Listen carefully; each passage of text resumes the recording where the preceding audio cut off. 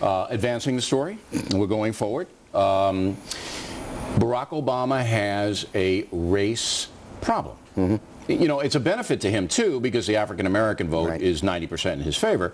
But all in Indiana and in North Carolina, blue-collar, white working people went overwhelmingly for Hillary Clinton. How does he deal with that? I've always wondered if Hillary ever won the nomination, if the people that voted for her in the primary would vote for her against McCain, because they were basically voting against Obama. Right.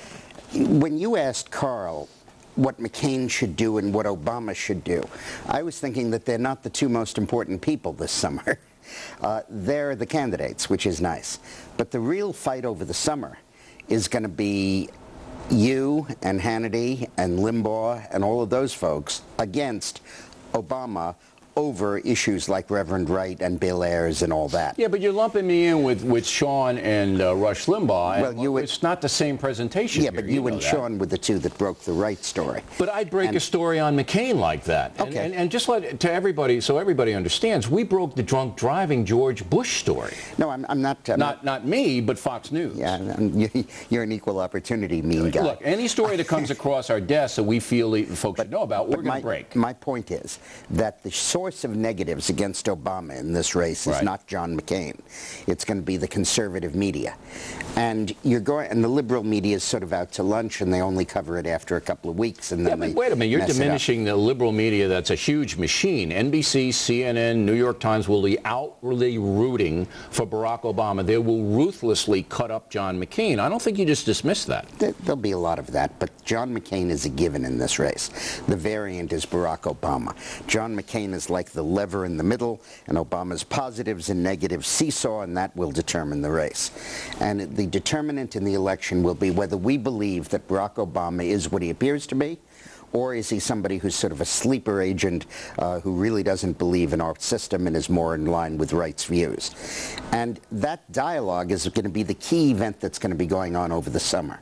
And Obama has to win that dialogue. The reason Obama won North Carolina and almost won Indiana was not that his campaign was great or Hillary was bad or nobody bought the gas tax. It was that he answered Reverend Wright.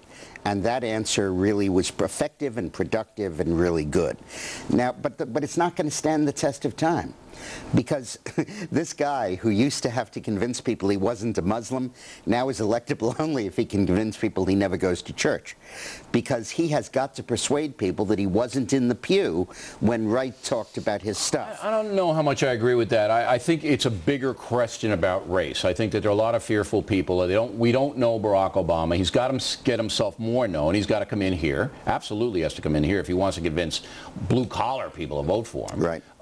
But you also think that my interview with Hillary Clinton had an influence on this. Everybody missed the point of your interview with Hillary. It is true that it was really cool that you guys didn't kill each other and the odd couple and the odd couple and all of that. And she handled herself well stylistically, but you scored 2 or 3 decisive hits. Sanctuary cities, what she'd do in Iraq if al-Qaeda took over, and would she resort to torture or waterboarding in the event that he had Osama bin Laden or somebody in captivity.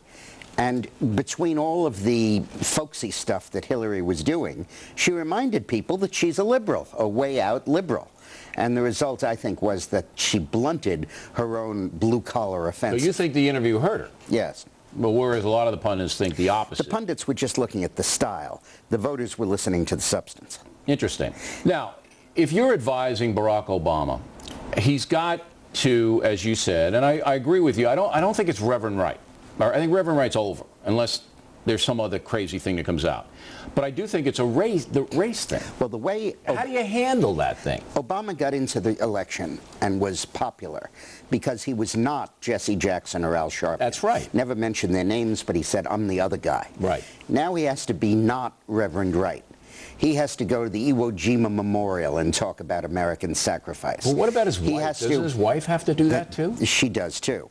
But he has to he has to go and celebrate American action on AIDS. So on the 4th of July, he's got to be everywhere. Everywhere. He's got to be wrapped up in the flag. He's got to be with the Beach Boys. He's got to, exactly. He's got to be with everybody. Everybody. Okay. Surf and safari.